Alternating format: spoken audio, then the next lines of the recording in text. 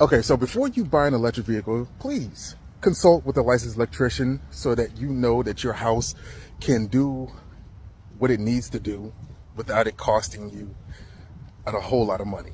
Okay, so this is the situation that we're in, that we run into a lot between me and my dad.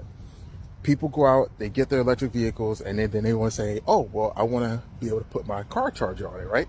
Cool, right? But there's a couple of factors that need to be considered before that happens. Take this house, for example, right?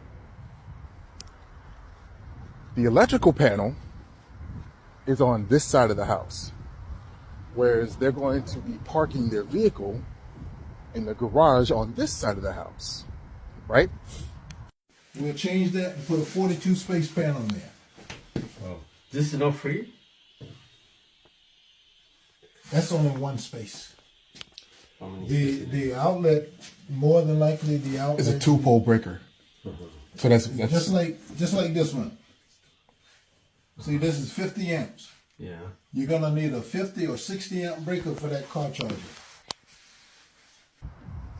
In order for the car charger to be powered up by the electrical panel, there needs to be a 2-pole breaker installed into the panel, right?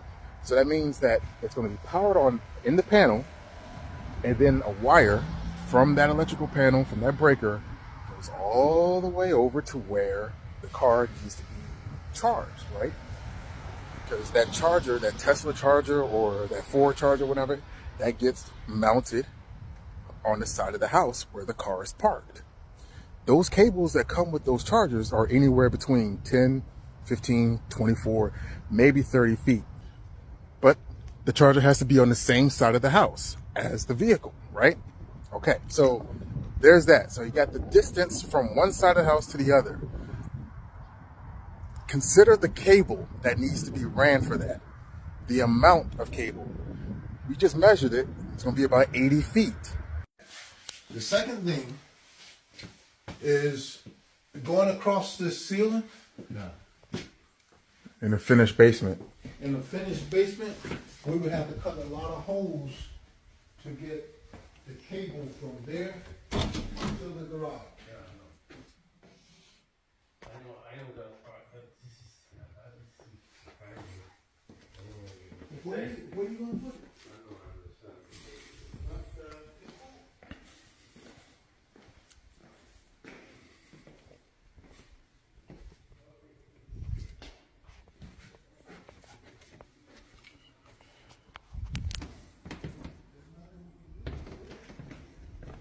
So the panel is back that way.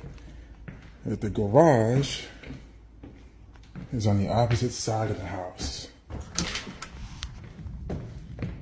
To over here. All right? 80 feet of copper is not cheap. All right? Keep that in mind. Now, going down to the panel itself. You know how electrical panels have like those breakers in it, and if the panel is completely full, then your panel is full.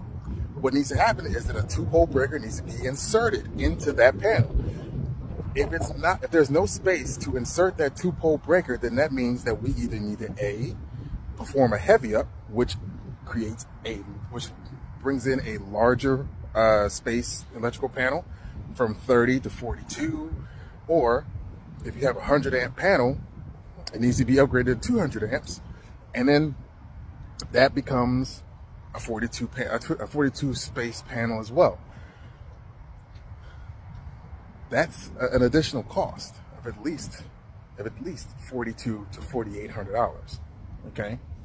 Now this is before you've even bought the vehicle. Okay. Now the reason why it costs so much is because, one, the wire is not cheap. Two, thanks to NEMA rated, the NEC electrical code, most houses need to now have arc fault breakers. Arc fault breakers in those electrical panels are run around $42 to about $50 a piece, whereas regular electrical breakers cost about $12. So if we're talking about multiple amounts of arc fault breakers, that's a lot of money going into that. Okay, so between all that, I'm just trying to make sure people understand that just because they get an electrical vehicle does not mean that their house can automatically cater to what its needs are. And you need to consider this before you buy that vehicle, because you're going to be upset when we give you a price that could very well amount to about another 9 to 10 grand on top of the vehicle you just bought. And then you're going to be upset with us talking about, well, I just bought this car. I'm like, I didn't tell you to buy a car. I'm just so please keep that in mind. Like, this is the way things are going now, where vehicles are being, the whole EV thing is starting to happen more and more, but people do not have the living conditions in order to sustain that.